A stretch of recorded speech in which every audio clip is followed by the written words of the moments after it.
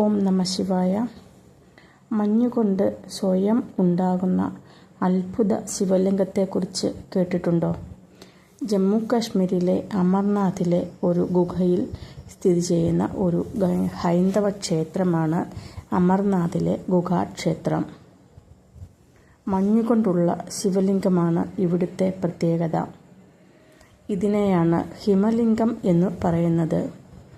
ഗുഹയിൽ ജലം ഇറ്റുവീണ് ഉറഞ്ഞ് ശിവലിംഗത്തിൻ്റെ രൂപത്തിൽ കാണപ്പെടുന്നു.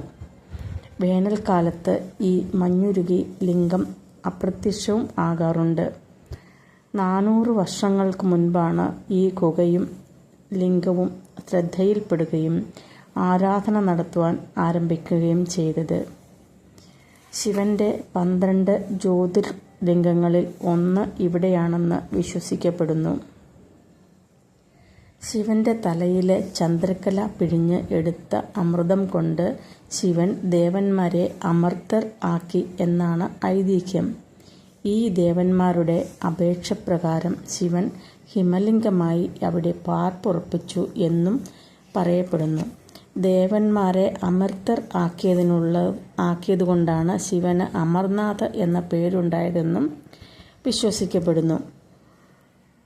വെളുത്ത പക്ഷത്തിലെ ആദ്യ ദിവസങ്ങളിൽ ഹിമക്കട്ടകൾ ശിവലിംഗത്തിൻ്റെ രൂപം പ്രാപിക്കുന്നു എന്നും പൗർണമി ദിവസം ശിവലിംഗം പൂർണ്ണ രൂപത്തിൽ എത്തുമെന്നുമാണ് വിശ്വാസം.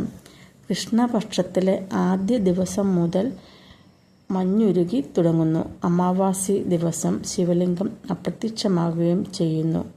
ഓരോ മാസത്തിലും ഈ പ്രക്രിയ ആവർത്തിക്കും. സമുദ്രനിരപ്പിൽ നിന്ന് 1300 അടി ഉയരത്തിലാണ് ഇത് സ്ഥിതി ചെയ്യുന്നത്. ഓം നമഃ ശിവായ.